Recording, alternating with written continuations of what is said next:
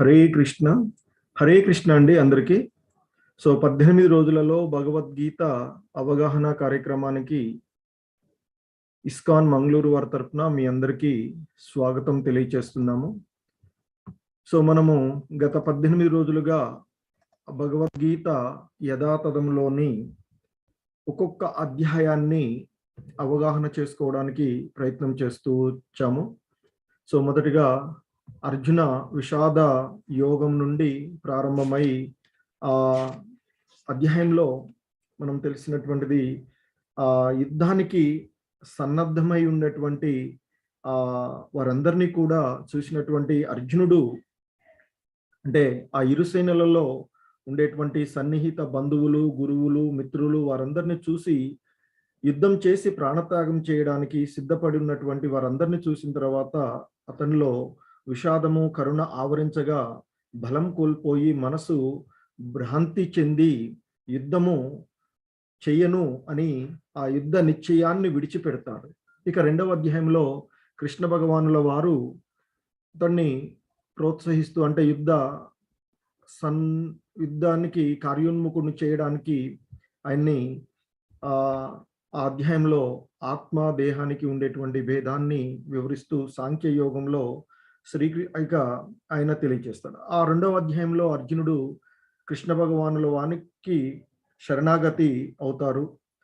So ఆ విధంగా శరణాగతి అయినటువంటి అర్జునుడిని ఈ తాత్కాలికమైనటువంటి భౌతిక దేహానికి నిత్యమైనటువంటి ఆత్మకి మధ్య ఉండేటువంటి మూల భేదాన్ని వివరిస్తూ, అలాగే పునర్జన్మ విధానము, భగవత్ సేవ విధానము, అలాగే ఆత్మదర్శి అయినటువంటి స్థితప్రజ్ఞుడు విషయాలను రెండవ అధ్యాయంలో చర్చించుకోవడం జరిగింది. ఇక మూడవ అధ్యాయంలో కర్మయోగం.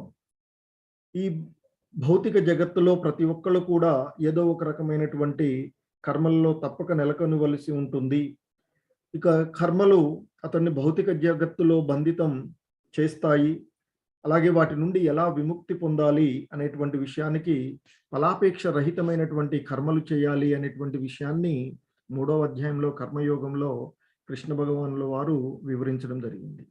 ఇక నాలుగవ అధ్యాయమైనటువంటి దివ్య జ్ఞానంలో, అంటే అక్కడ ఆత్మ భగవంతుడు వారి మధ్య ఉండేటువంటి సంబంధాన్ని గురించి ఆధ్యాత్మికమైనటువంటి జ్ఞానాన్ని ఆ అధ్యాయంలో తెలుసుకోవడం జరిగింది.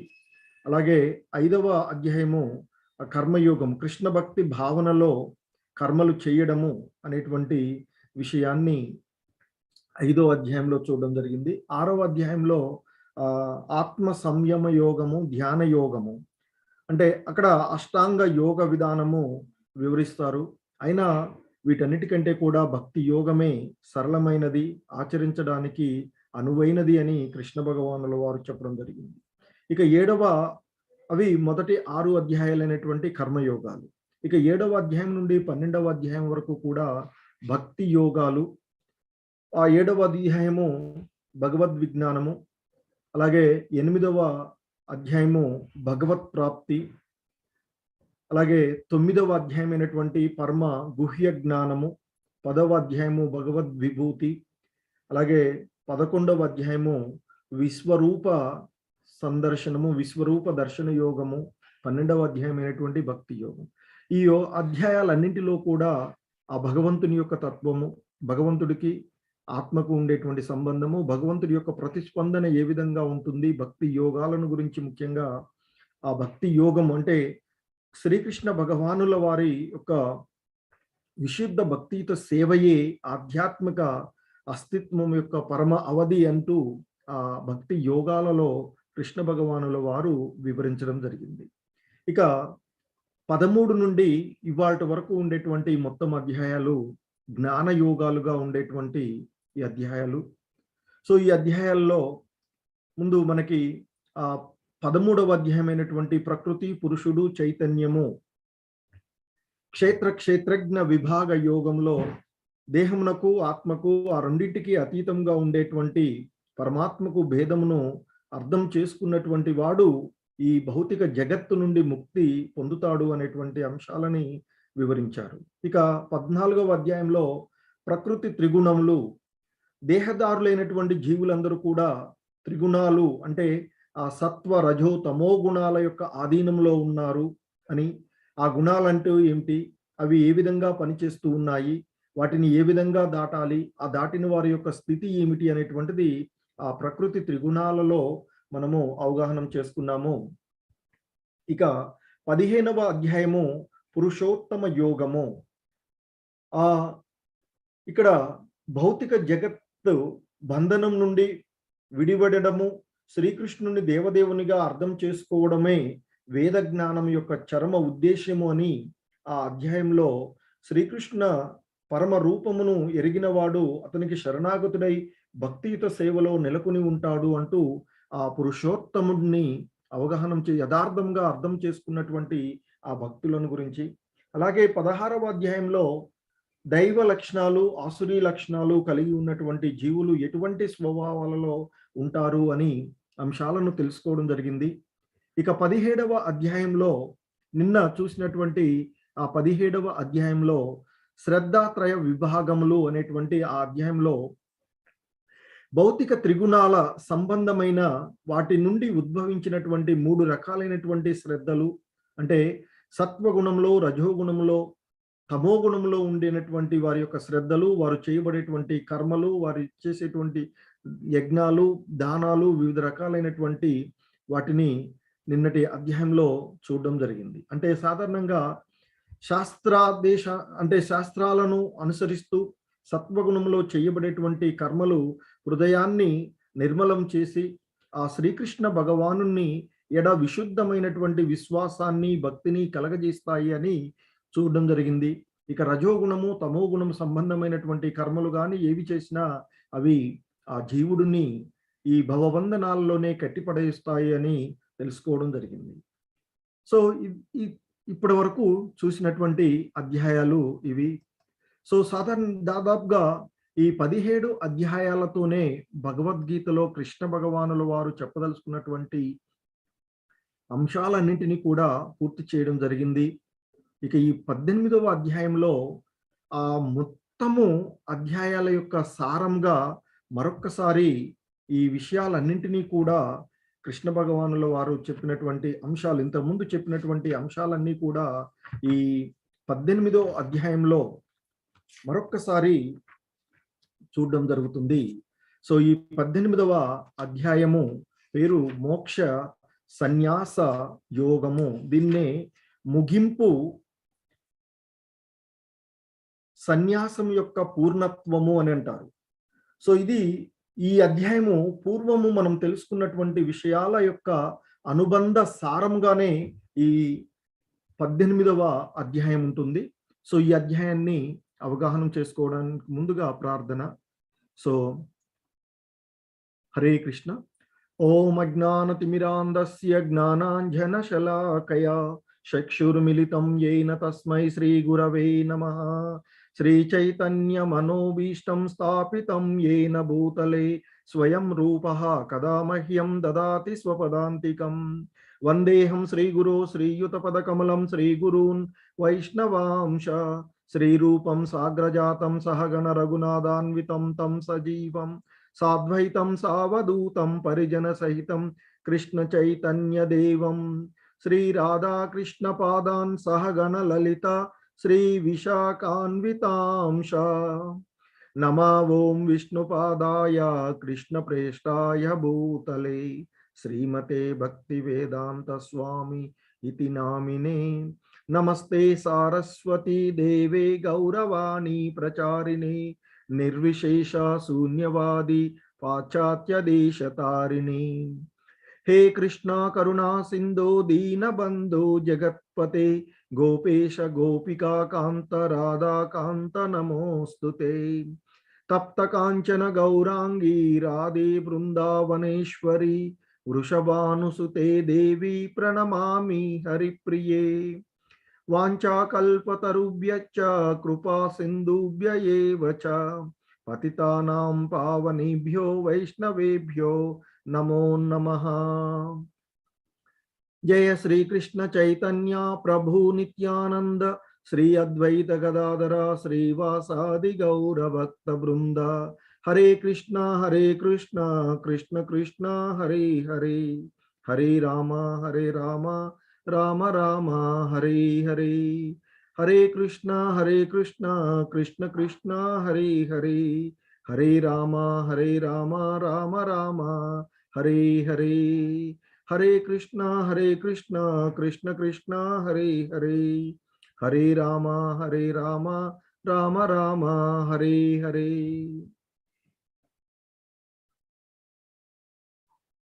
హరే కృష్ణ. సో మాత స్క్రీన్ ఫుల్ గానే ఉంది కదా? ఫుల్ గానే వస్తుంది ప్రభుజీ. ఓకే మాత. హరే కృష్ణ. హరే కృష్ణ.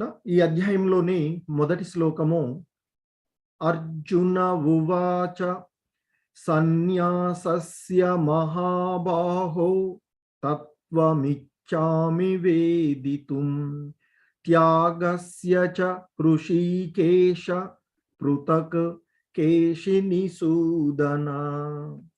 సో అర్జునుడు కృష్ణ భగవానుల వారితో ఈ విధంగా అంటూ ఉన్నాడు. ఓ మహాబాహో, ఓ కేసి సంహార, ఓ ఇంద్రియాధీశ, త్యాగం యొక్క ఉద్దేశ్యమును సన్యాసం యొక్క ఉద్దేశ్యమును నేను తెలుసుకోవాలి అని అనుకుంటున్నాను అంటూ అర్జునుడు కృష్ణ భగవానుల వారిని అడుగుతూ ఉన్నాడు. ఏమని? సన్యాసం యొక్క ఉద్దేశ్యము అలాగే త్యాగము సన్యాసము ఈ రెండింటి యొక్క ఉద్దేశాలను నేను తెలుసుకోవాలి అని అనుకుంటూ ఉన్నాను అంటూ ఏమని అడుగుతున్నాడు కృష్ణ భగవానుల వారిని అంటే, ఓ కేసి సంహార, ఓ ఇంద్రియాధీశ అంటూ రెండు ముఖ్యమైనటువంటి పదాలని ఇక్కడ ఉపయోగించడం జరిగింది అర్జునుడు కృష్ణ భగవానుల వారిని. ఏమిటి అంటే ఇక్కడ హృషీకేశ అంటే ఇంద్రియాలను ఆధీనంలో ఉంచుకున్నటువంటి వాడు, అలాగే కేసి సంహార అంటే కృష్ణ భగవానుల వారు ఆ కేసి అనేటువంటి మహా రాక్షసుని సంహరించినటువంటి వాడు. అలాగే ఇక్కడ మనలో కలిగేటువంటి సందేహాలు ఏవైతే ఉన్నాయో అవి రాక్షసులతో పోలుస్తూ ఉంటుంటారు. అందుకే అర్జునుడు ఆయన అంటున్నాడు, ఓ ఇంద్రియాధీశ, ఓ కేసి సంహార అంటే ఇంద్రియాలన్నింటినీ కూడా ఆధీనంలో ఉంచుకోగలిగేటువంటి వాడు. ఈ ఇంద్రియాలన్నీ ఆధీనంలో ఉంచినప్పుడే కదా మనము సక్రమంగా పనిచేయగలిగేది. అలాగే ఆ అర్జునుడిలో కలిగినటువంటి ఆ సందేహాలు అనేటువంటి రాక్షసులన్నింటినీ కూడా సంహరించవలసినదిగా ఆయన్ని తన యొక్క ఇంద్రియాలన్నీ కూడా తన అధీనంలోకి వచ్చే విధంగా ఉండవలసిందిగా ఆ కృష్ణ భగవానుల వారిని అర్జునుడు వేడుకుంటున్నట్లుగా భావించవచ్చు ఇక్కడ. ఇక ఆ విధంగా ఆయన అడిగినటువంటి ఆ సన్యాసం యొక్క మరియు త్యాగం యొక్క విషయాలను నేను తెలుసుకోవాలి, ఉద్దేశాన్ని నేను తెలుసుకోవాలి అనుకుంటున్నాను అని అర్జునుడు ఎప్పుడైతే కృష్ణ భగవానుల వారిని అడిగారో దానికి ఆయన సమాధానం ఇస్తున్నారు ఈ శ్లోకంలో. శ్రీ భగవానువాచ కామ్యానాం కర్మణాం న్యాసం సన్యాసం కవయో విదుః సర్వకర్మ ఫలత్యాగం ప్రాహు త్యాగం విచక్షణాః. సో కృష్ణ భగవానుల వారు చెప్తూ ఉన్నాడు ఇక్కడ ఏమని, భౌతిక కోరికపై ఆధారపడిన కర్మలను విడిచిపెట్టడమే సన్యాసము అని మహాపండితులు చెబుతారు అర్జున అంటూ చెప్తున్నారు. అలాగే సమస్త కర్మ ఫలాలను వదిలిపెట్టడమే త్యాగము అని జ్ఞాన సంపన్నుల యొక్క అభిప్రాయము అర్జున అంటూ ఆయన ఇక్కడ చెప్తూ ఉన్నారు. కృష్ణ భగవానుల వారు చెప్తున్నారు. అంటే భౌతిక కోరికపై ఆధారపడి ఉన్నటువంటి కర్మలన్నింటినీ కూడా విడిచిపెట్టడము సన్యాసము అని మహాపండితులు చెప్తూ ఉన్నారు.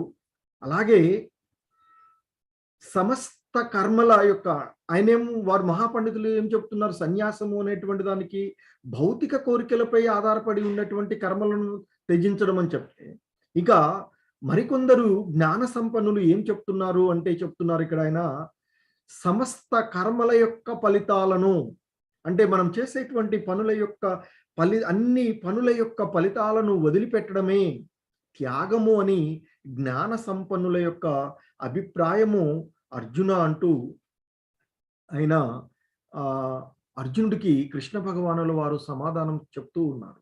అలాగే ఇంకా చెప్తున్నారు ఆయన, త్యాజ్యం దోషవదిత్యేకే కర్మ ప్రాహుర్మనీషిణః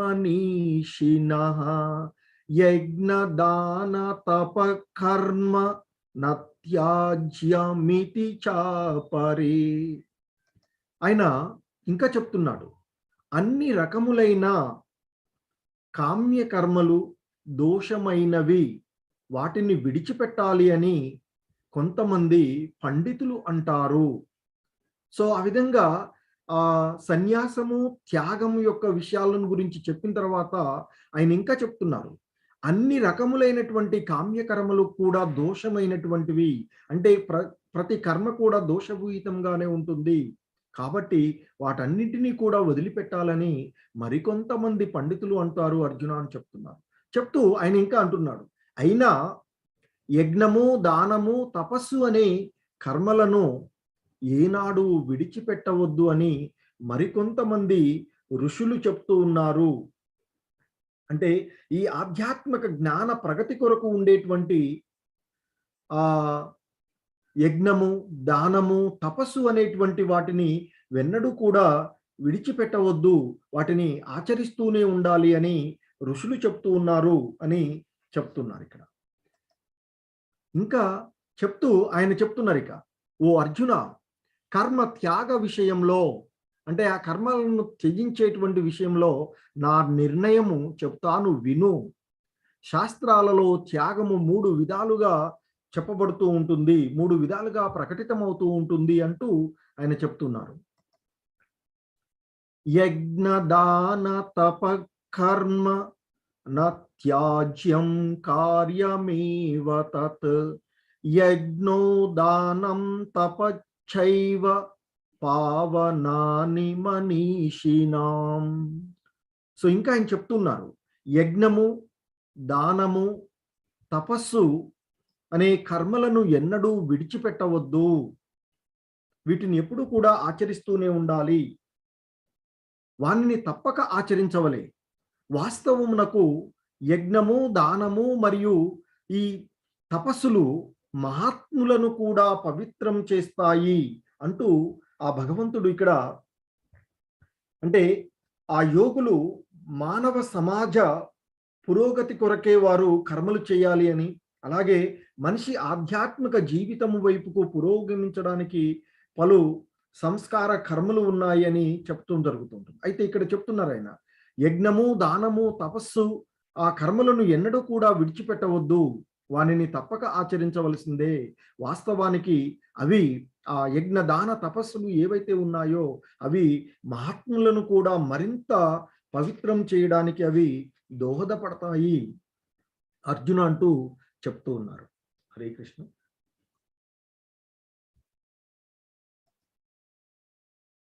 ఇంకా ఆయన చెప్తూ ఉన్నారు, ఏతాన్యపి తు కర్మాణి సంగం త్యక్త్వా ఫలాని చ కర్తవ్యానీతి మే పార్థ నిశ్చితం మతముత్తమం. సో ఇంకా ఆయన చెప్తున్నారు, ఓ అర్జున, ఈ కర్మలు అన్నీ మమకారాసక్తి మరియు ఫలాపేక్ష లేకుండా చెయ్యాలి, వాటిని కర్తవ్యంగా భావించి చేయాలి, ఇదే నా ఖచ్చితమైన అభిప్రాయము అర్జున అంటూ ఆ కృష్ణ భగవానుల వారు ఇక్కడ చెప్తూ ఉన్నారు. అన్ని యజ్ఞాలు కూడా పవిత్రీకరించేటువంటివి అయినప్పటికీ కూడా వాటి ద్వారా ఎటువంటి ఫలాలను ఆశించకూడదు అని ఇక్కడ చెప్తూ ఉన్నారు, ఈ శ్లోకంలో చెప్తున్నారు ఆయన. అందుకే అంటున్నారు, కర్మలన్నీ కూడా మమకార ఆసక్తి మరియు ఫలాపేక్ష లేకుండా చేయాలి.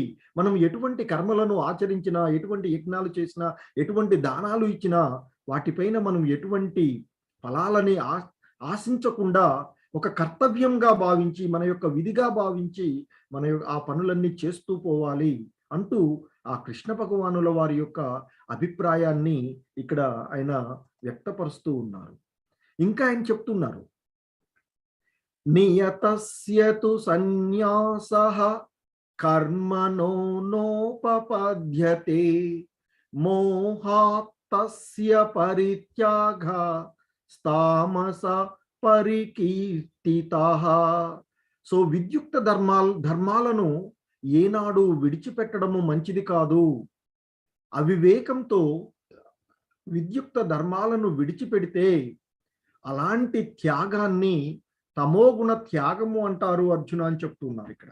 సో కాబట్టి ఆయన చెప్తున్నారు, మనకి మన యొక్క విద్యుక్త ధర్మాలు ఏవైతే ఉన్నాయో వాటిని ఏనాడు కూడా విడిచిపెట్టడము అనేటువంటిది మంచిది కాదు, విడిచిపెట్టకూడదు అని చెప్తున్నారు. ఒకవేళ ఎవడైనా మోహానికి గురి అయ్యి తన యొక్క విద్యుక్త కర్మలను విడిచిపెడితే అలాంటి త్యాగము ఏదైతే ఉందో అది తమోగుణ త్యాగము అనబడుతుంది అర్జున అంటూ ఆయన తెలియచేస్తున్నారు ఇక్కడ ఈ త్యాగం గురించి.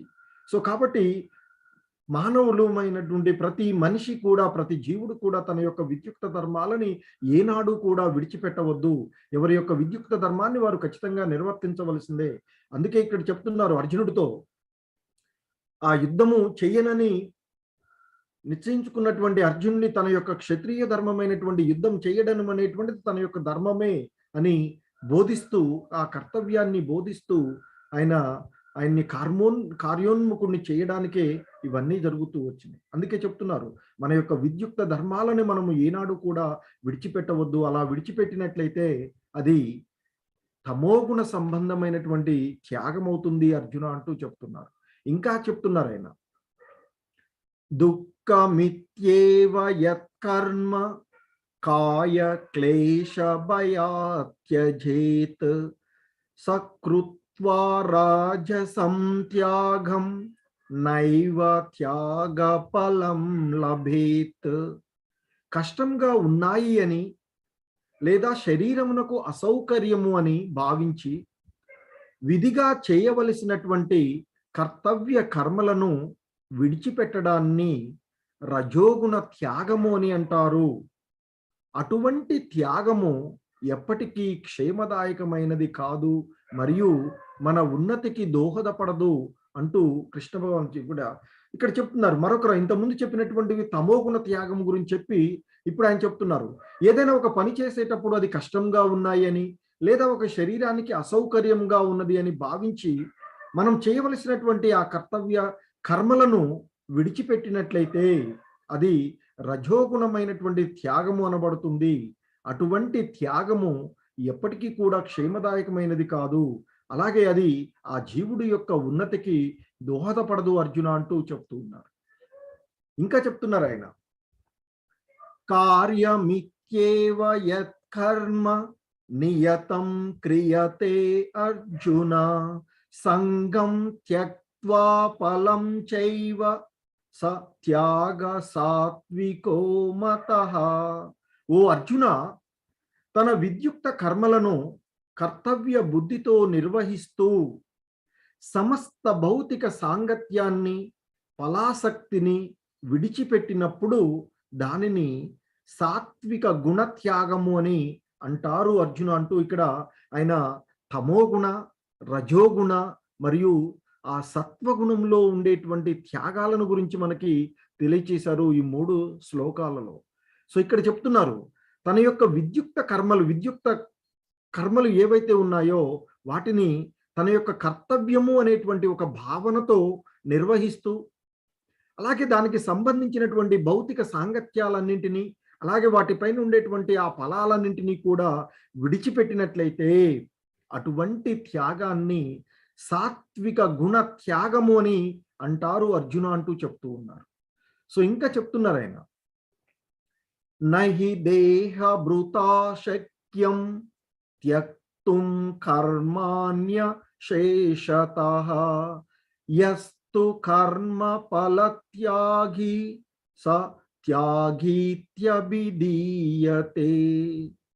సో ఇంకా చెప్తున్నారు ఆయన, దేహదారి అయిన వానికి కర్మలన్నింటినీ వదులుకోవడము నిజంగా సాధ్యము కాదు. కానీ కర్మల యొక్క ఫలాలను త్యజించే వ్యక్తిని నిజంగా త్యాగి అని అంటారు. సో ఇంకా నిజమైనటువంటి త్యాగి ఎవరు? ఆ త్యాగానికి సంబంధించిన విషయాన్ని ఇక్కడ చెప్తున్నారు. ఏమనంటే దేహధారైనటువంటి ఈ దేహాన్ని ధరించినటువంటి ఆ జీవుడకు కర్మలను వదులుకోవడము అతనికి నిజంగా సాధ్యం కాదు. ఎందుకంటే ఈ దేహాన్నైనా పోషించుకోవడానికి కనీసం కర్మలు చేస్తూ ఉండాలి. కనుకనే అంటున్నారు, దేహధారి అయినటువంటి వాడికి కర్మలన్నింటినీ వదులుకోవడము అనేటువంటిది నిజంగా సాధ్యము కాదు. కర్మలను వదులుకోవడం సాధ్యం కాదు, కానీ ఆ కర్మల యొక్క ఫలాలను వదులుకోవడము సాధ్యమవుతుంది. అలా వదులుకున్నటువంటి వాడే నిజమైనటువంటి త్యాగి అనబడతారు అర్జున అంటూ చెప్తున్నారు కృష్ణ భగవానుల వారు. సో ఆ విధంగా ఆ ప్రకృతి త్రిగుణాల స్వభావాలను బట్టి ఆ త్యాగము, దానము వివిధ రకాలుగా ఉన్నాయి. ఇక మనకి ఈ అధ్యాయంలో ఆ ప్రకృతి త్రిగుణముల గురించి ఆల్రెడీ అంతకుముందు చూసాము.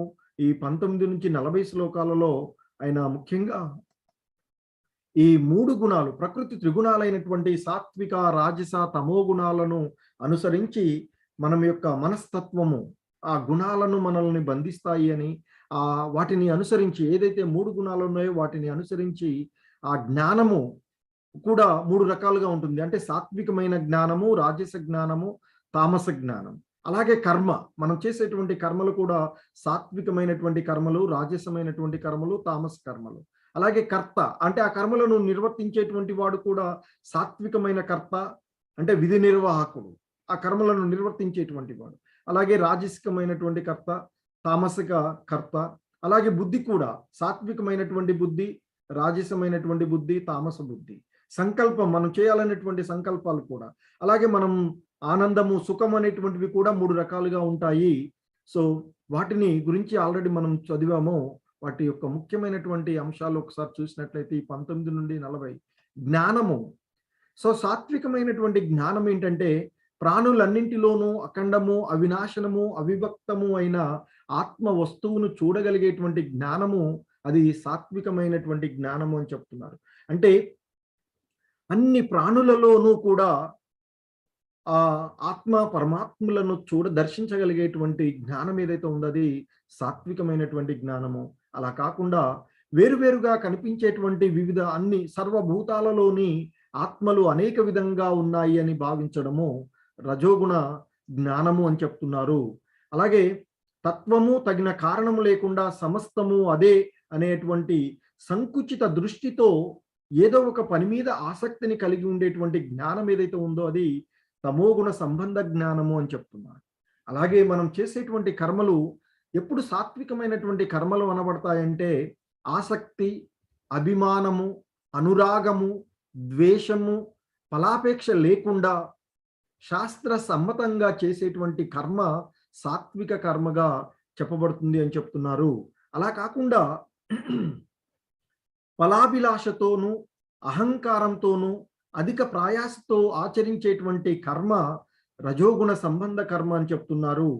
ఇక మోహంతోనూ, స్వశక్తి ఏమిటో, పరిణామాలు, దానివల్ల కలిగేటువంటి పరిణామాలు ఏమిటో, జరిగే నష్టం ఏమిటి అనే దానివల్ల కలిగేటువంటి హాని గురించి కూడా ఆలోచించకుండా ఆచరించేటువంటి కర్మ ఏదైతే ఉందో అది తమోగుణ కర్మ అని చెప్తూ ఉన్నారు. అలాగే కర్త, ఫలాపేక్ష, అహంభావం విడిచిపెట్టి ధైర్యోత్సాహాలతో జయాపజయాలను లెక్క చేయకుండా కర్మలను ఆచరించేటువంటి వాడు సాత్వికమైనటువంటి కర్త అని చెప్తున్నారు. అలా కాకుండా అనురాగంతోనూ, కర్మఫల ఆసక్తులతోనూ, దురాశ, ఆ పరపీడన పరాయణత్వాలతోనూ, శుచి శుభ్రత్వం లేకుండా సుఖదుఖాలకు లొంగిపోతూ కర్మలను ఆచరించేటువంటి వాడు రజోగుణంలో ఉండేటువంటి కర్త అని చెప్తున్నారు.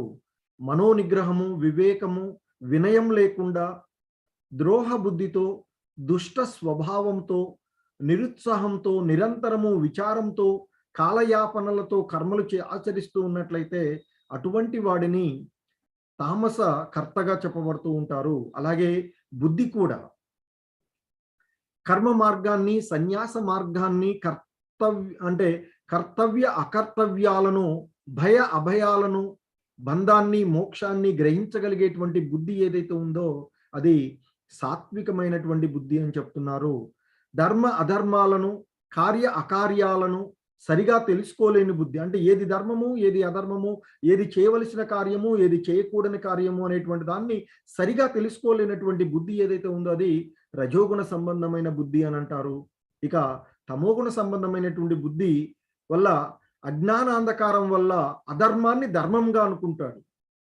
ప్రతి విషయాన్ని విరుద్ధంగా, విపరీతంగా భావించేటువంటి బుద్ధి తమోగుణ సంబంధమైన బుద్ధి అని చెప్తున్నారు. అలాగే సంకల్పం కూడా. మన యొక్క మనసు, ప్రాణం, ఇంద్రియాలు వీటి వ్యాపారాలను యోగ సాధనతో నిలబెట్టగలిగేటువంటి ధైర్యం ఏదైతే, ఆ నిశ్చలమైనటువంటి ధైర్యం ఏదైతే ఉందో దానిని సాత్వికమైనటువంటి ధైర్యము లేదా సాత్వికమైనటువంటి సంకల్పము, డిటర్మినేషన్. అలా కాకుండా ధర్మార్థ కామాల పట్ల అభిలాషతోనూ అభిమానంతోనూ ఆ ఫలాభిలాష, ఫలాలను మనం పొందాలి అనేటువంటి ఉండేటువంటి ధైర్యము లేదా సంకల్పం ఏదైతే ఉందో అది రజోగుణ సంకల్పము అని చెప్తున్నారు. అలాగే ఇక బుద్ధి లేనివాడు నిద్ర, భయం, దుఃఖం, విషాదం, మదంలను విడిచిపెట్టకుండా చేసేటువంటి ధైర్యం ఉండేటువంటి, ఎప్పుడు నిద్రపోవడమే ఉండేస్తుంది, దుఃఖంతోనూ విషాదంతో అలా ఉండేటువంటి ఆ ధైర్యం ఏదైతే ఉందో అది తమోగుణ సంబంధమైన ధైర్యం అంటున్నారు. అలాగే సుఖం, మనం అనుభవిస్తూ ఉన్నాము అని అనుకునేటువంటి ఈ సుఖాలు ఏవైతే ఉన్నాయో, ఏదైతే సాత్విక గుణం అంటే ఆధ్యాత్మికంగా మనం పొందేటువంటి సుఖాలు ఏవైతే ఉన్నాయో అవి సాధారణంగా ఆరంభంలో విషంలా ఉన్నా, మనం తపస్సు, మనం ధ్యానం చేయాలి అని అనుకుంటాం, లేదా చాంటింగ్ చేయాలి అని అనుకుంటాం. ఈ చాంటింగ్ చేయాలంటే మొదట్లో కష్టం అనిపిస్తూ ఉంటుంది, ఏంటి ఇంతసేపు చేయాలి, ఎంత టైం పడుతుంది ఏంటి. సో అలా ఆరంభంలో మనం కొన్ని నియమాలను పాటించాలి అని అనుకోండి, మాంసాహార భక్షణ వదిలేయాలని అంటే, లేదా అక్రమ సంబంధాలు, లేదా ఆ టాక్సిక్ అంటే మత్తు పానీయాలను వదిలేయాలి, ఇలావి కొంచెం ప్రారంభంలో కష్టం అనిపిస్తూ ఉంటుంది. కానీ వాటిని ఆచరిస్తూ ఉన్నట్లయితే జీవితం ఎంతో సుఖంగాను ఆనందంగాను ఉంటుంటుంది. సో అటువంటి సుఖం ఏదైతే ఉందో, అంటే ఆ ప్రారంభంలో కొంత ఇబ్బందికరంగా ఉన్న, చివరికి అది అమృత సమానమయ్యేటువంటి సుఖం ఏదైతే ఉందో అది సాత్వికమైనటువంటి సుఖం అంటారు. ఇక అలా కాకుండా మొదట మనం అనుభవిస్తూ ఉంటే బాగా అనిపిస్తుంది భౌతికమైనటువంటి సుఖాలు, కానీ వాటిని అనుభవిస్తూ ఉన్న కొలది కానీ తెలుస్తూ ఉంటుంది వాటి వల్ల వచ్చేటువంటి మనకు కలిగేటువంటి రోగాలు ఇవన్నీ కలిగేటువంటి. కాబట్టి మొదట కొంచెం ఆనందంగా ఉన్నప్పటికీ చివరికి దానివల్ల మనం బాధలు పడుతూ ఉండేటువంటి సుఖాలు ఏవైతే ఉన్నాయో వాటిని రజోగుణ సుఖాలు అని అంటారు. ఇక అది మొదట్లో కానీ చివరిలో కానీ ఎప్పుడూ కూడా మంచిని కలగజేయకుండా ఉండేటువంటి సుఖం ఏదైతే ఉందో, అంటే నిద్ర, బద్ధకము, ప్రమాదాల వల్ల జనించి ఆదిలోనూ అంతంలోనూ మోహం కలగజేసేటువంటి సుఖం ఏదైతే ఉందో అది తమోగుణ సుఖము అని అంటుంటారు. సో ఆ విధంగా మనము 19 నుండి 40వ శ్లోకం వరకు కూడా వివిధ రకాలైనటువంటి సత్వ, రజో, తమోగుణ సంబంధమైనటువంటి విషయాలని కృష్ణ భగవానుల వారు ఇక్కడ కూడా మరొకసారి వివరించడం జరిగింది. ఇక 41 నుండి 55వ శ్లోకం వరకు ఆదర్శప్రాయుడైనటువంటి కర్త ఎవరు అనేటువంటి విషయాన్ని ఆయన మనకి ఈ కొన్ని శ్లోకాలలో ఇక్కడ బోధిస్తూ ఉన్నారు. ఆయన చెప్తున్నారు, బ్రాహ్మణ క్షత్రియ విషాం శూద్రాణాం చ పరంతప కర్మాణి ప్రవిభక్తాని స్వభావ ప్రభవైర్గుణై. ఇక్కడ ఆయన అంటున్నాడు బ్రాహ్మణ, క్షత్రియ, విషాం ఇక్కడ వీటిలో. సో అంటే ఓ పరంతప, ప్రకృతి త్రిగుణాలను అనుసరించి తమ స్వభావాల నుండి పుట్టినటువంటి గుణాల ద్వారా జనులను బ్రాహ్మణులుగాను, క్షత్రియులుగాను, వైశ్యులుగాను, శూద్రులుగాను విభజింపబడతారు అంటూ ఆయన ఈ కర్తలను, అంటే ఈ సమాజంలో ఉండేటువంటి వారు చేసేటువంటి కర్మలను అనుసరించి, అలాగే వారు ఈ ప్రకృతి త్రిగుణాలతో మిళితమై ఉండేటువంటి వాటిని అనుసరించి వారు చేసేటువంటి పనులను ఆధారంగా చేసుకొని ఈ సమాజంలో ఉండేటువంటి వీరిని ఒక 4 రకాలుగా, అంటే బ్రాహ్మణ, క్షత్రియ, విషాం, శూద్రానాం చ పరంతప అని చెప్తూ ఉన్నారు.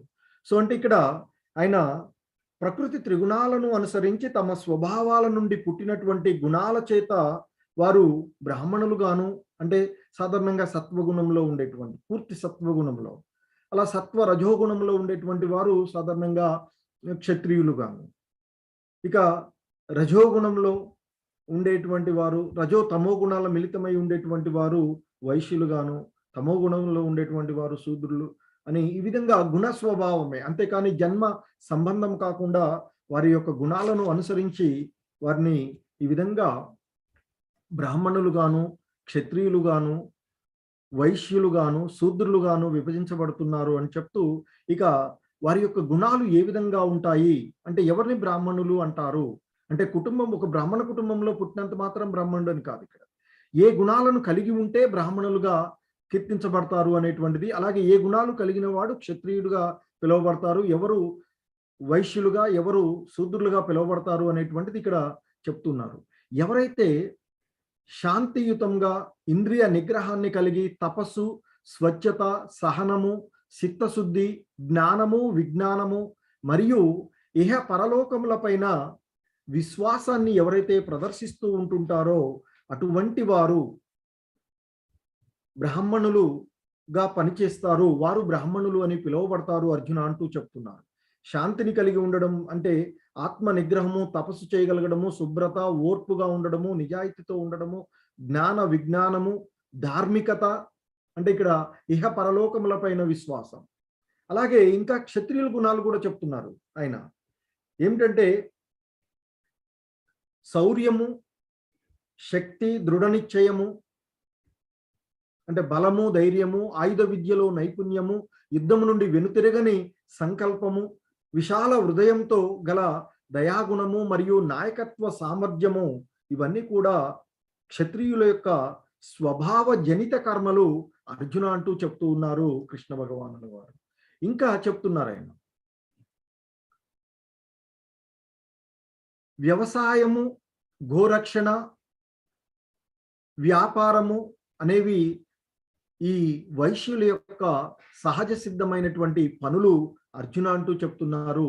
అలాగే పనులు చేయడం ద్వారా సేవ చేయడము అనేది ఆ శూద్రుల యొక్క సహజమైనటువంటి విధి అర్జున అంటూ ఈ 4 వర్ణాలు, 4 రకాలుగా ఉండేటువంటి మానవులను గురించి వారి యొక్క గుణాల స్వభావం ప్రకారంగానే ఈ విధంగా వారిని వర్గీకరిస్తున్నారు. వారు ఈ విధమైనటువంటి సహజమైనటువంటి గుణాలను వారు కలిగి ఉంటారు అర్జున అంటూ తెలియచేస్తున్నారు. ఇంకా ఆయన చెప్తున్నారు, యత ప్రవృత్తిర్భూతానాం ఏన సర్వమిదం తతం స్వకర్మణ తమభ్యర్చ్య సిద్ధిం విదతి మానవః. సకల జీవులకు మూలము మరియు సర్వవ్యాప్తి అయిన భగవంతుణ్ణి పూజిస్తూ మానవుడు స్వకర్మ నిర్వహణ చేయడం ద్వారా పరిపూర్ణతను పొందగలుగుతాడు అంటూ ఆ మానవుడి యొక్క విధిని, అంటే సకల జీవులకు మూలము, సర్వవ్యాప్తి అయినటువంటి ఆ భగవంతుణ్ణి పూజిస్తూ మానవుడు తన యొక్క స్వకర్మం, తన స్వధర్మాన్ని చేయడం ద్వారా మాత్రమే అతడు పరిపూర్ణతను సాధించగలుగుతాడు అర్జున అంటూ చెప్తున్నారు. అంటే ఎవరి యొక్క విద్యుక్త ధర్మాలను వారు తప్పక నిర్వర్తించవలసిందే, ఆ భగవంతుణ్ణి పూజిస్తూనే వారి యొక్క కర్మలను, వారి యొక్క విధులను తప్పక నిర్వర్తించవలసిందే, అప్పుడు మాత్రమే వారు పరిపూర్ణతను సాధించగలుగుతారు అర్జున అంటూ చెప్తూ ఉన్నారు. ఇంకా చెప్తున్నారు ఆయన, శ్రేయాన్ స్వధర్మో విగుణః పరధర్మాత్ స్వనుష్ఠితాత్ స్వభావనియతం కర్మ కుర్వన్నాప్నోతి కిల్బిషం. సో ఇంకా చెప్తున్నారు ఆయన, పరధర్మమును స్వీకరించి దానిని సరిగ్గా చేయకపోవడము కంటే, అంటే దాన్ని స్వధర్మ అంటే పరధర్మాన్ని స్వీకరించి దాన్ని సరిగ్గా చేయలేకపోవడం కంటే, అంటే లోపరహితంగా నిర్వహించడం కన్నా అంటే స్వధర్మమును అసంపూర్ణంగా చేయుటయే ఉత్తమము. తన స్వభావ సిద్ధ విధులను చేయుటలో వ్యక్తికి ఏనాడు పాపము అంటదు. ఎందుకంటే ఇక్కడ అర్జునుడు యుద్ధంలో ఎవరినైనా చంపితే వారందరినీ చంపడం వల్ల ఏమైనా పాపం అంటుతుంది అంటే ప్రతి కర్మ కూడా బంధనాన్ని కలిగి ఉంటుంది. కానీ ఎవరి యొక్క ధర్మాన్ని వారు సక్రమంగా నిర్వర్తిస్తే అది ఏనాడు పాపభూయితం అంటే బంధితము అయినది కాదు అంటూ చెప్తున్నారు. అందుకనే ఇక్కడ క్షత్రియుడుగా అర్జునుడు చేయవలసినటువంటిది యుద్ధం. కానీ ఏమంటున్నాడు, నేను యుద్ధం చెయ్యను, కానీ భిక్షమెత్తుకొనైనా జీవిస్తానే తప్ప నేను యుద్ధం చేయను అన్నాడు. భిక్షమెత్తుకొని జీవించడం అనేది క్షత్రియుడి యొక్క ధర్మం కాదు, క్షత్రియుడి గుణం కాదు. ఇంతకుముందే క్షత్రియుల యొక్క లక్షణాలు చూసినాం. సో కనుక ఇతరుల ధర్మాన్ని స్వీకరించి దాన్ని సరిగ్గా నిర్వహించలేకపోవడం కంటే ఆ స్వధర్మమైనటువంటి దాన్ని ప్రారంభించి దాన్ని పూర్తి చేయలేకపోయినా అదే ఉత్తమం అవుతుంది తప్ప ఇతరుల యొక్క ధర్మాన్ని అంటే మన విద్యుక్త ధర్మం మన ధర్మం కాని దాన్ని మనము సక్రమంగా నిర్వహించకపోయినా కంటే మన ధర్మాన్ని మనము అసంపూర్తిగా చేయడమే ఉత్తమమైనది. కనుక ఎవరి ధర్మాన్ని వారు సక్రమంగా నిర్వర్తిస్తే ఆ నిర్వహణలో ఎటువంటి పాపము అంటదు అని చెప్తున్నారు. అందరూ కూడా అప్పుడప్పుడు డౌట్లు వస్తూ ఉంటాయి, మా డ్యూటీలు మేము ఇలా చేస్తే కొన్ని జరుగుతూ ఉన్నాయి. ఆ డ్యూటీ మనం సక్రమంగా నిర్వర్తిస్తే దానికి సంబంధించినటువంటి బంధనాలు ఏనాడు కూడా మనకి ఎటువంటివి అంటారు అని చెప్తున్నారు. సో అందుకే అర్జున, క్షత్రియుడిగా నీవు నీ యొక్క కర్తవ్యమైనటువంటి యుద్ధాన్ని నీవు తప్పక చేయవలసిందే అనేటువంటి ఒక భావనతో చెప్తూ ఉన్నారు. కాబట్టి ఎవరు అంటే వైశ్యులుగా ఉన్నారు, బిజినెస్ చేస్తారు, వాళ్ళు బిజినెస్ లో కొంత లాభం చూసుకొని అమ్ముకోవాల్సిందే. అలాగే బ్రాహ్మణుడు ఉన్నారు, ఈ సమాజానికి కావలసినటువంటి సక్రమమైనటువంటి మార్గాలను బోధించాలి. క్షత్రియుడు ఉన్నాడు, సైనికులు ఇప్పుడు మనకి అనుకుందాం, వారు మనకి కావలసినటువంటి రక్షణ ఏర్పాట్లు వారు చేయాలి. ఆ క్రమంలో వారు యుద్ధం చేయవలసి వస్తుంది, ఎదుటి వాడిని చంపడం కానీ అదంతా కూడా అది విద్యుక్త ధర్మంగా చేస్తున్నాడు. కాబట్టి ఎటువంటి బంధనాలు కూడా అవి ఉండవు అని చెప్తూ ఉన్నారు. ఇంకా చెప్తున్నారు ఆయన, భక్త్యా మామభిజానాతి యావాన్య చాస్మి తత్వతః తతో మాం తత్వతో జ్ఞాత్వా విశతే తదనంతరం. సో ఇంకా ఆయన చెప్తున్నారు, కేవలము భక్తియుత సేవ చేత మాత్రమే యథార్థంగా నేను ఎవరో తెలుసుకోవచ్చును. నన్ను తెలుసుకున్న పిదప నా భక్తుడు సంపూర్ణ భావనలో భగవద్ధామంలోనికి ప్రవేశిస్తాడు అంటూ కృష్ణ భగవానుల వారు తనని ఎవరు అవగాహన చేసుకోగలరు, అలాగే ఎవరు ఆ భగవంతుని యొక్క ధామాన్ని ఆ దేవదేవుడైనటువంటి కృష్ణుడుని చేరుకోగలుగుతారు అనేటువంటి విషయాన్ని తెలియజేస్తున్నారు. అంటే కేవలము ఈ భక్తియుత సేవ చేత మాత్రమే ఆ భగవంతుని యథార్థంగా అర్థం చేసుకోగలుగుతారు. అలా అర్థం చేసుకున్నటువంటి ఆయన యొక్క భక్తులు ఆ భగవంతుని యొక్క సంపూర్ణ భావనలో వారు ఉండడం ద్వారా ఆ భగవద్ధామానికి అంటే ఈ జన్మ మృత్యు జరా వ్యాధి ఇవి లేనటువంటి ఆ భగవంతుడి యొక్క గోలోక బృందావనానికి ప్రవేశిస్తారు. తద్వారా ఆయన ఎంతోమంది కూడా చెప్పారు, ప్రళయ కాలంలో నశించడం కానీ సృష్టి ప్రారంభంలో మళ్ళీ జన్మించడం కానీ ఉండనటువంటి నా దివ్య లోకానికి చేరుకుంటారు అంటూ చెప్తూ ఉన్నారు ఆయన. ఇంకా చెప్తున్నారు ఆయన, మచ్చిత్త సర్వ దుర్గాని మత్ప్రసాదాత్ పరిష్యసి అత చేత్వమహంకారాత్ న శ్రోస్యసి వినంక్ష్యసి. ఇంకా ఆయన చెప్తున్నాడు, నీవు నా యందు మనసు కలవాడివైతే అంటే ఆ భగవంతుడి యొక్క మనసును కలిగి ఉన్నవాడైతే, ఆ భగవంతుని యొక్క భక్తుడు అయినట్లయితే, ఆ భగవంతునికి శరణొచ్చినటువంటి వాడు అయినట్లయితే ఆయన అంటున్నాడు, నా కృపచే అన్ని అడ్డంకులను మరియు కష్టాలను అధిగమించగలవు. కానీ మిథ్యా అహంకారం చే నా మాటలు వినక పనిచేస్తే నీవు తప్పక నశిస్తావు, అంటే అధోగతి పాలవుతావు, అంటే బంధనాలలో చిక్కుకొని పోతావు అంటూ ఆ భగవంతుడు చెప్తున్నారు. సో అంటే ఇక్కడ పూర్తి కృష్ణ భక్తి భావనలో ఉన్నటువంటి వారు ఆ భగవంతుని యొక్క కృపచేత వారికి కలిగే, ఇక్కడ చూడండి భక్తులు అయినటువంటి మాకు కష్టాలు వస్తున్నాయి అని చాలా మంది భావిస్తూ ఉంటాం. మేము ఎప్పుడు పూజలు చేస్తున్నాము కానీ మాకే కష్టాలు వస్తూ ఉన్నాయి అనేటువంటి ఒక భావనలో మనం ఉంటున్నాం. కానీ ఇక్కడ భగవంతులు వారు చెప్తున్నారు, నీవు నా యందు మనసు కలవాడివైతే నా కృపచేత అన్ని అడ్డంకులను కష్టాలను అధిగమించగలవు. అంటే భక్తుడు అయినటువంటి వాడే కదా, మరి భక్తుడికి కష్టాలు అడ్డంకులు ఉంటాయి. కానీ ఆ అడ్డంకులన్నీ కూడా ఆయన తొలగించేస్తాను అని చెప్తున్నారు ఇక్కడ. ఆ అడ్డంకుల గురించి మనం భయపడవలసినటువంటి శీతోష్ణ ద్వంద్వాల మాదిరిగా అవి వచ్చిపోతూ ఉండేవి. కనుక వాటిని మనం ఈజీగా ఆ భగవంతుడు వాటి నుండి మనం బయటపడేటువంటి మార్గాన్ని మనకి తెలియచేస్తారు. అలా కాకుండా ఆ భగవంతుడి ఎడ భక్తి లేకుండా అహంకారంతో ఎవరి ఇష్టొచ్చిన సారంగా వారు చేస్తూ పోతూ ఉన్నట్లయితే వారు ఇంకా అధమగతి పాలవుతారు. ఆధ్యాత్మికంగా కానీ లేదా ఆ జీవుడి యొక్క పరమగమ్యమైనటువంటి ఆ భగవద్ధామాన్ని చేరుకునేటువంటి అవకాశము ఉండదు అని చెప్తున్నారు. ఇంకా ఆయన చెప్తూ ఉన్నారు, ఈశ్వర సర్వభూతానాం హృద్దేశేర్జున తిష్టతి భ్రామయన్ సర్వభూతాని యంత్రారూఢాని మాయయా.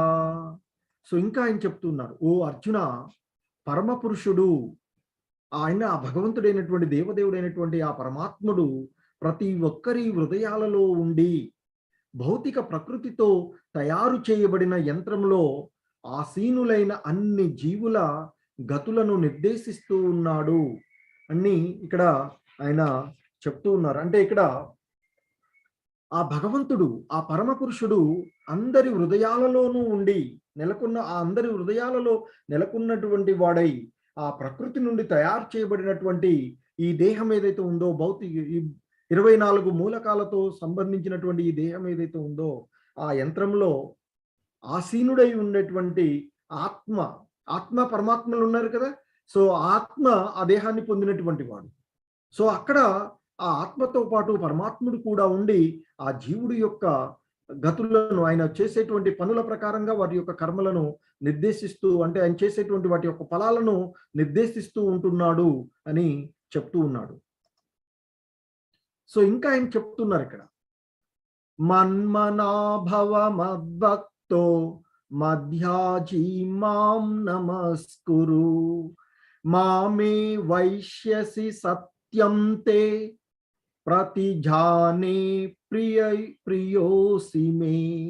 సో ఇంకా ఆయన చెప్తున్నారు, ఎల్లప్పుడూ నన్నే స్మరించుము, నా భక్తుడవు అగుము, నన్ను పూజింపుము, నాకు నమస్కరింపుము. ఆ విధంగా చేయడం వల్ల తప్పక నన్ను చేరుకుంటావు. నీవు నాకు ప్రియమైన స్నేహితుడవు కాబట్టి నేను ఈ మాట ఇస్తున్నాను అర్జున అంటూ ఆయన చెప్తున్నారు. ఇక్కడ ఆ కృష్ణ భగవానుల వారు మనము ఆ జీవుడి యొక్క లక్ష్యమైనటువంటి ఆ రహస్యమైన తమమైనటువంటి జ్ఞానం ఏమిటంటే ఆ కృష్ణ భగవాను వారికి విశుద్ధుడైనటువంటి భక్తుడుగా ఉండడమే, ఎల్లప్పుడూ ఆయన్ని స్మరిస్తూ ఆయన కొరకే పని చేయాలి. అదే చెప్తున్నారు, ఎల్లప్పుడూ నన్నే స్మరిస్తూ నా భక్తుడు వగుము, నన్ను పూజింపుము, నాకు నమస్కరింపుము అని చెప్తున్నారు. అది ఎందుకు అంటే మరి ఆయనకేదో కీర్తి కాదు, మనల్ని ఈ భవబంధనాల నుండి బయటపడవేయడానికి. ఆ విధంగా చేయడం వల్ల నీవు తప్పక నన్ను చేరుకుంటావు, అంటే ఆ భగవద్ధామాన్ని చేరుకుంటాడు, ఆ బ్రహ్మంలో కలిసిపోతాడు. తద్వారా ఇక ఈ భవబంధనాలకు అతీతుడుగా జనన మరణాలు లేనటువంటి ఆ భగవంతుడి యొక్క ధామంలో శాశ్వతమైనటువంటి ఆనందాన్ని అనుభవిస్తూ ఉంటుంటాడు. సో నీవు నాకు ప్రియమైన స్నేహితుడవు కాబట్టి ఈ మాట నీకు ఇస్తున్నాను అంటూ అర్జునుడిని ప్రోత్సహిస్తూ ఉన్నారు కృష్ణ భగవానుల వారు.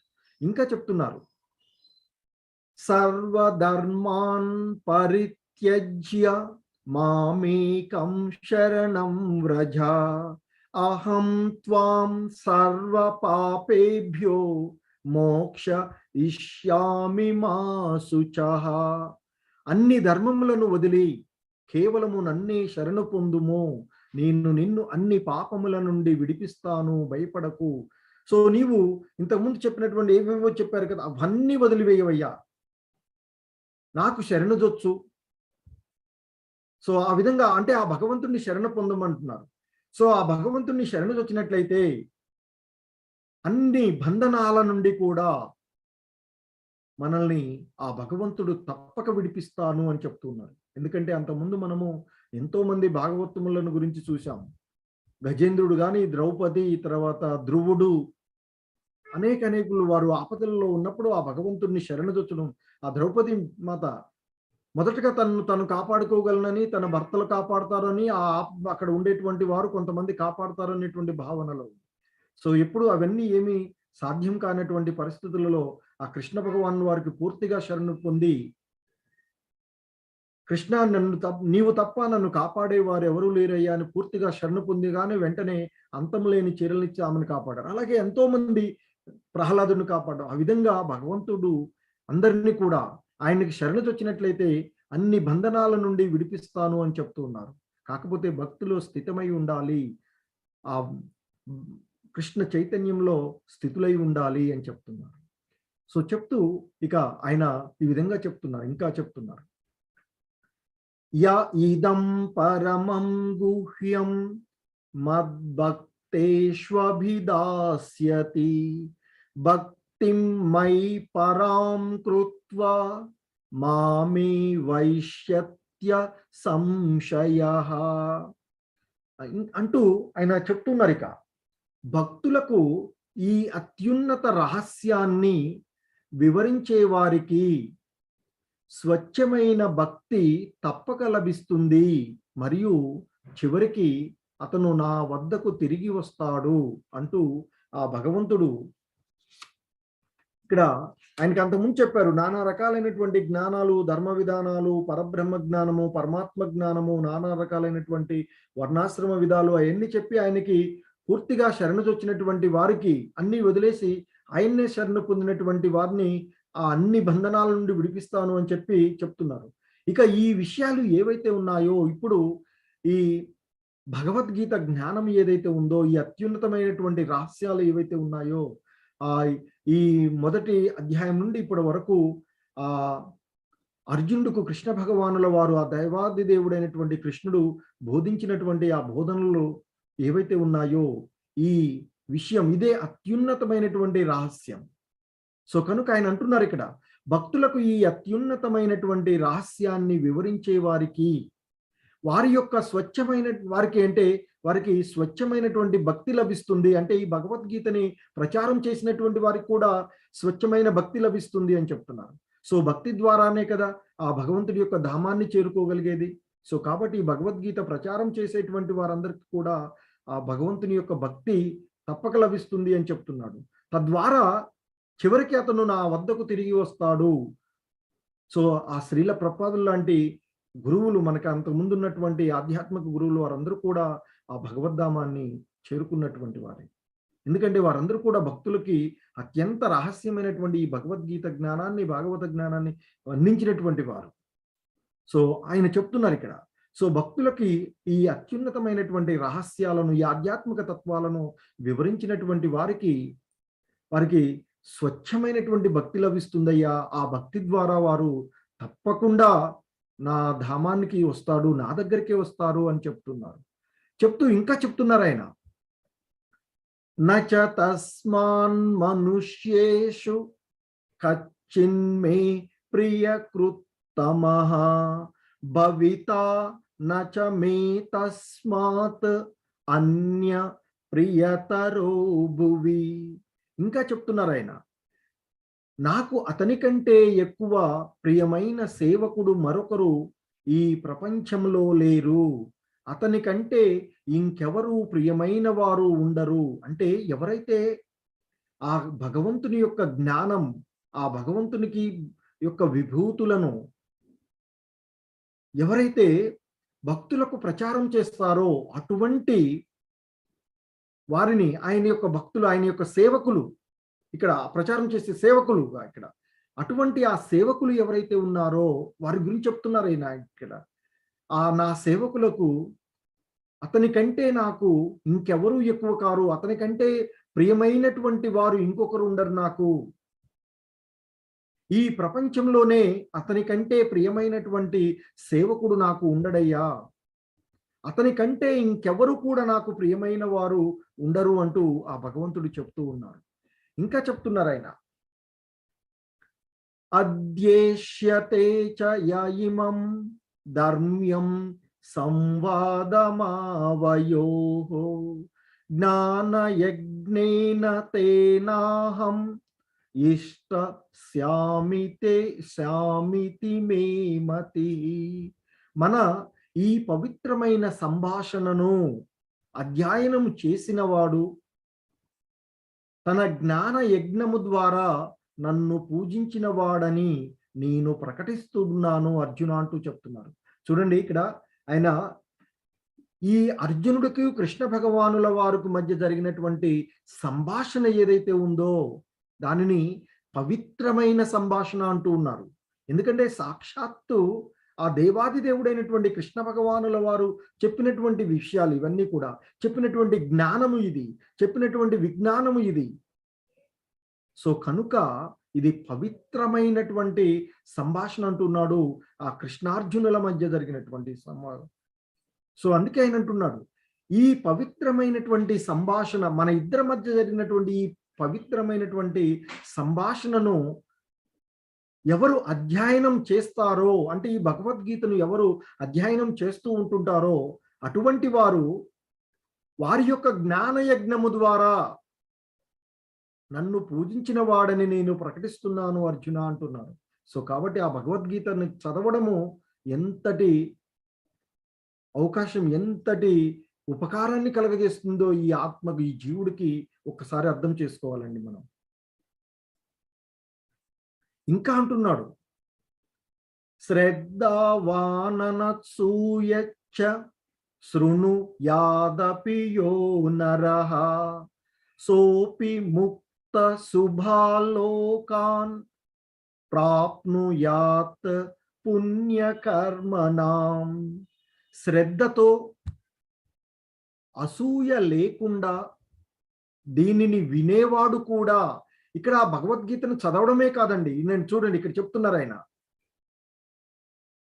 దాన్ని ఆధ్యాత్మిక జ్ఞానాన్ని ప్రచారం చేసిన వారు, ఆ భగవద్గీతను అధ్యయనం చేసిన వారు, వారితో పాటుగా శ్రద్ధతో అసూయ లేకుండా దీనిని వినేవాడు కూడా, అంటే ఈ కృష్ణార్జునుల మధ్య జరిగినటువంటి సంవాదం, ఆ దేవదేవుడైనటువంటి ఆ పరమాత్ముడికి ఆ నరనారాయణుడు అయినటువంటి అర్జునుడికి మధ్య జరిగినటువంటి ఈ సంవాదం ఏదైతే ఉందో దానిని, ఆ పవిత్ర సంభాషణ ఏదైతే ఉందో దాన్ని శ్రద్ధతో అసూయ లేకుండా వినేవాడు కూడా చెప్తున్నారు ఇక్కడ, పాపముల నుండి విముక్తి పొందుతాడు.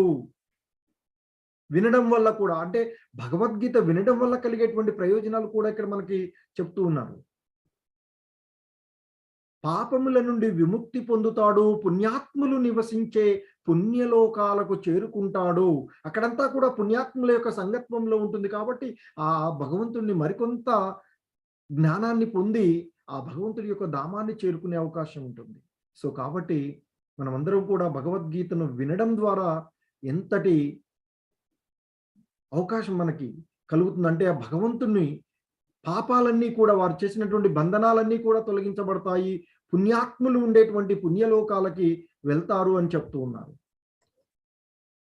ఇంకా చెప్తున్నారు ఆయన, కచ్చిదేతశ్రుతం పార్థ త్వయైకాగ్రేణ చేతసా కచ్చిదజ్ఞాన సమ్మోహః ప్రణష్టస్తే ధనంజయ.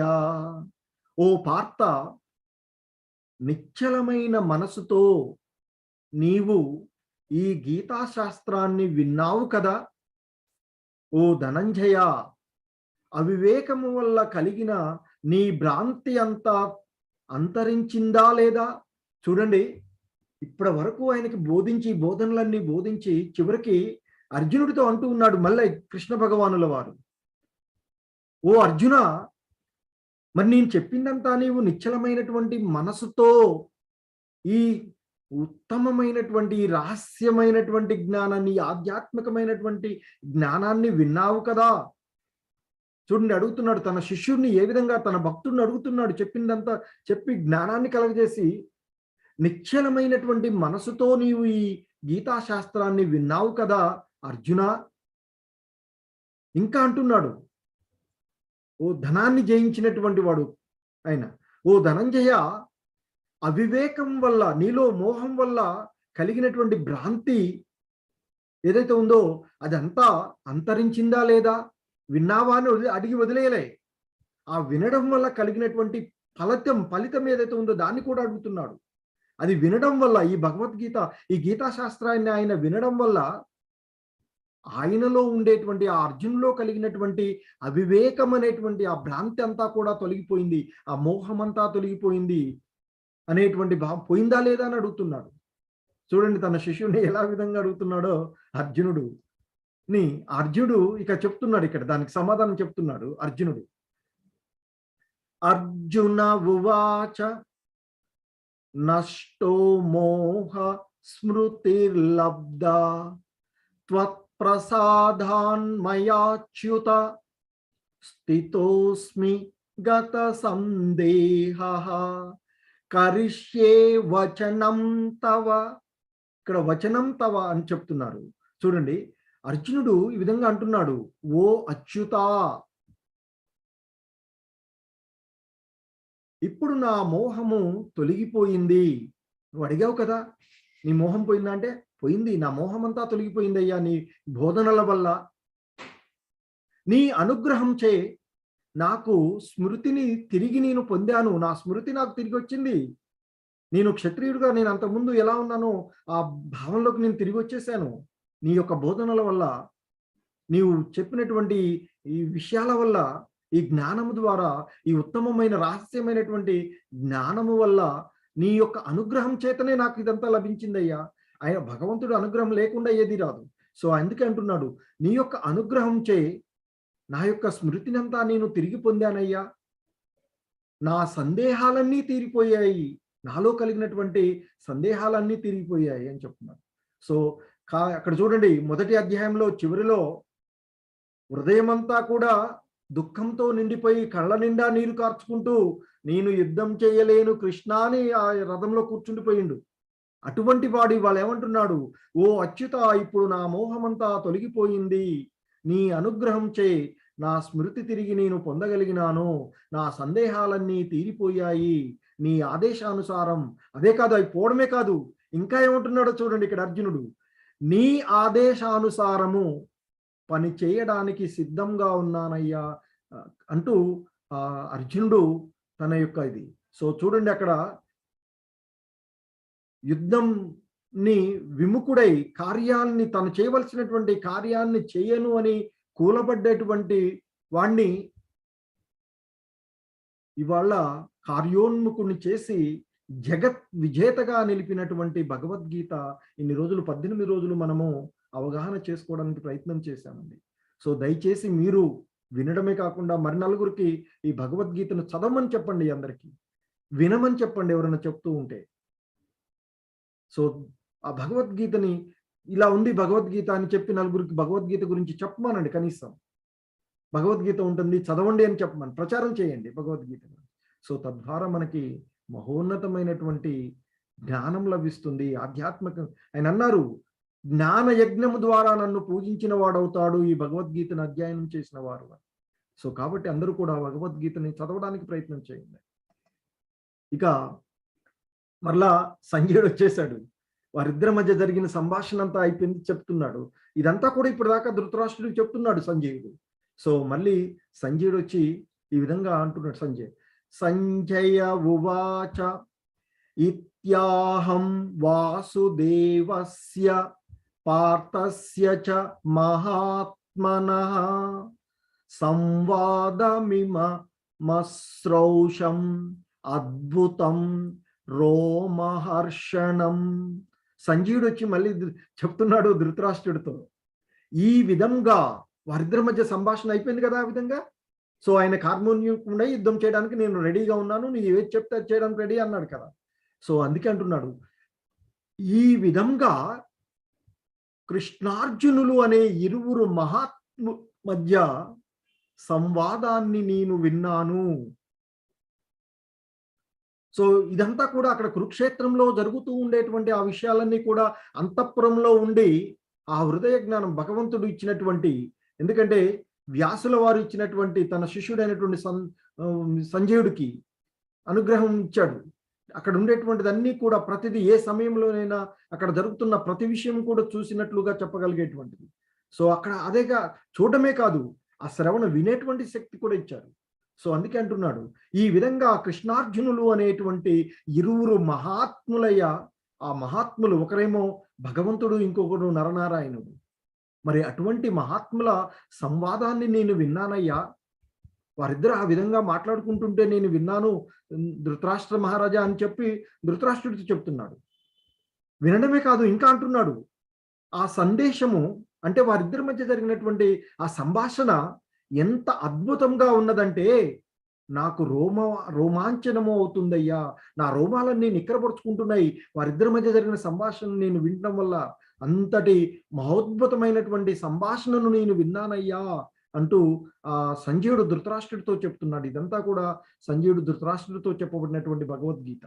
సంజయుడి యొక్క ప్రశ్నతో మొదలైనటువంటిది. మనకి మొదటి అధ్యాయంలో ధర్మక్షేత్రే కురుక్షేత్రే అనుకుంటూ అడిగాడు కదా ధృతరాష్ట్రుడు.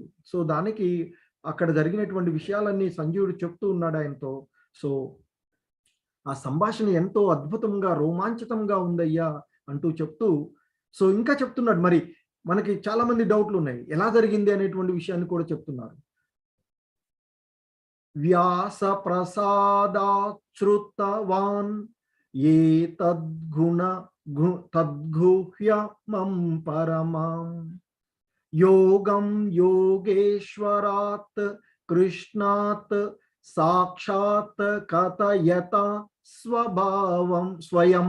హరే కృష్ణ. స్వయం. సో అర్జునుడితో స్వయంగా మాట్లాడుతున్నటువంటి ఆ యోగేశ్వరుడైన శ్రీకృష్ణుడి నుండి ఈ అత్యంత రహస్యమైన సంభాషణను వ్యాసుని అనుగ్రహం చేత నేను నేరుగా విన్నాను. అక్కడ వారు ఏది మాట్లాడుకుంటున్నారో అదే విషయాన్ని ఇక్కడ ఇంతకుముందే మీకు చెప్పాను. నారదుడి యొక్క శిష్యుడు వ్యాసుడు, ఆ వ్యాసుని యొక్క శిష్యుడు సంజయుడు. సో వారి యొక్క అనుగ్రహం గురు శిష్య పరంపరలో ఉన్నటువంటి, మరి నారదుడు బ్రహ్మ శిష్యుడు. బ్రహ్మ ఎవరు? శ్రీకృష్ణ భగవానుల వారు. కాబట్టి సంజయుడు కూడా ఆ కృష్ణ భగవానుల వారితో సంబంధాన్ని కలిగి ఉన్నటువంటి వాడు. కనుకనే ఇక్కడ ఆయన అంటున్నాడు, వ్యాస ప్రసాదాశ్రుతాన్ ఏ తద్గుహ్యమం పరం యోగం యోగేశ్వరాత్ కృష్ణాత్ సాక్షాత్ కథయత స్వయం. సో కృష్ణుడితో స్వయంగా మాట్లాడినటువంటి అవన్నీ కూడా ఇక్కడ కృష్ణుడు అర్జునుడితో స్వయంగా మాట్లాడుతున్నటువంటి అవన్నీ కూడా ఆ అత్యంత రహస్యమైనటువంటి విషయాలు, సంభాషణ అంతా కూడా మా యొక్క గురువు గారైనటువంటి ఆ వ్యాసుడి యొక్క అనుగ్రహం ద్వారా నేరుగా నేను విన్నానయ్యా, అదే నీకు చెప్పాను అంటూ చెప్పి ఇంకా చెప్తున్నాడు. ఓ రాజా, శ్రీకృష్ణ భగవానునకు మరియు అర్జునుడికి మధ్య జరిగిన ఈ మహా అద్భుతమైన సంవాదమును పదే పదే గుర్తు చేసుకుంటూ నేను మళ్ళీ మళ్ళీ ఆనందిస్తూ ఉన్నానయ్యా. అంతటి మహోన్నతమైనటువంటి అత్యంత రహస్యమైనటువంటి సంభాషణలను నేను ఈరోజు వినగలిగాను. ఆ విన్నటువంటి దాన్ని అది ఎంతో మహా అద్భుతమైనటువంటిది, ఎంతో అద్భుతమైనటువంటి సంవాదం అది. దాన్ని నేను పదే పదే గుర్తు చేసుకుంటూ ఎంతో ఎంతో ఆనందాన్ని పొందుతూ ఉన్నానయ్యా అంటూ సంజయుడు పొందినటువంటి అనుభూతిని చెప్తూ ఉన్నాడు ఇక్కడ ధృతరాష్ట్రుడితో. ఇక చెప్పి ఇక చివరికి ఈ అధ్యాయం అంటే ఈ భగవద్గీతలోని చివరి శ్లోకంగా సంజయుడు ధృతరాష్ట్రుడితో చెప్తూ ఉన్నాడు. ఇంకా అలాగే మనందరికి కూడా తెలియచేస్తున్నారు. యత్ర యోగేశ్వర కృష్ణో యత్ర పార్థో ధనుర్ధరః తత్ర శ్రీర్విజయో భూతిః ధ్రువా నీతిర్మతిర్మమ. సో ఇక్కడ చెప్తున్నారు ఆయన, ఎక్కడ ఆ యోగేశ్వరుడు అయినటువంటి శ్రీకృష్ణ భగవానుల వారు ఉంటాడో, ఎక్కడ మహాధనుర్ధారి అయిన అర్జునుడు ఉండునో అచ్చట ఖచ్చితంగా సంపద, విజయము, అసాధారణమైన శక్తి మరియు నీతి ఉంటుందయ్యా ఓ ధృతరాష్ట్ర మహారాజా అంటూ, ఇది నా అభిప్రాయము ధృతరాష్ట్ర రాజా అంటూ ఇక్కడ ఆయన చెప్తున్నాడు. ఎక్కడైతే మహాయోగేశ్వరుడు అయినటువంటి ఆ సాక్షాత్తు దేవదేవుడు అయినటువంటి కృష్ణ భగవానుల వారు ఉంటారో, ఎక్కడ మేటి విలుకాడు అయినటువంటి మహాధనుర్ధారి అంటే మేటి విలుకాడు అయినటువంటి ఆ అర్జునుడు ఉంటాడో, నరనారాయణుడుగా చెప్పబడేటువంటి ఆ అర్జునుడు ఉంటాడో, అచ్చట ఎటువంటి సందేహాలకు తావు లేకుండా సంపదలు ఉంటాయ్యా, విజయం ఉంటుంది, అసాధారణమైన శక్తి ఉంటుంది, వీటన్నిటినీ మించినటువంటి నీతి ఉంటుందయ్యా. సో కాబట్టి ఓ ధృతరాష్ట్ర, ఇంకా నీ కొడుకులు గెలుస్తారు అనేటువంటి ఏవైనా ఆలోచనలు నీలో ఉన్నట్లయితే వాటన్నిటినీ వదిలివేయవయ్యా, ఖచ్చితంగా పాండవులు గెలుస్తారు అంటూ సంజయుడు ఇంటిస్తున్నాడు ఇక్కడ. ఎందుకంటే దేవాది దేవుడైనటువంటి కృష్ణ భగవానులే ఉన్నారు అక్కడ. మరి కృష్ణుడుండంగా వేరే వారికి విజయం జరుగుతుందా? జరగదు. సో అదే చెప్తున్నారు ఇక్కడ, మహాయోగేశ్వరుడు అయినటువంటి కృష్ణుడున్నాడయ్యా వాళ్ళ వైపు. అలాగే మానవులలో ఉత్తముడు అయినటువంటి ఆ అర్జునుడు ఉన్నాడయ్యా. మరి అటువంటి మహాత్ములు ఉన్నటువంటి వైపు ఈ విజయం ఉండకుండా నీ కొడుకుల వైపు ఎలా ఉంటుంది అని నీవు ఇంకా రాజ్యం పైన ఏవైనా నీలో ఆశలు ఉన్నట్లయితే, నీ కుమారులు గెలుస్తారు అనేటువంటి భావనలు నీలో ఏవైతే ఉన్నాయో, ఏవైనా ఉంటే వాటన్నిటినీ వదిలివేసుకోవయ్యా అంటూ హింటిస్తున్నాడు ఆ సంజయుడు తన యొక్క అభిప్రాయాన్ని చెప్తూ. హరే కృష్ణ. ఈ విధంగా మనము ఈ అధ్యాయాన్ని ముగించుకో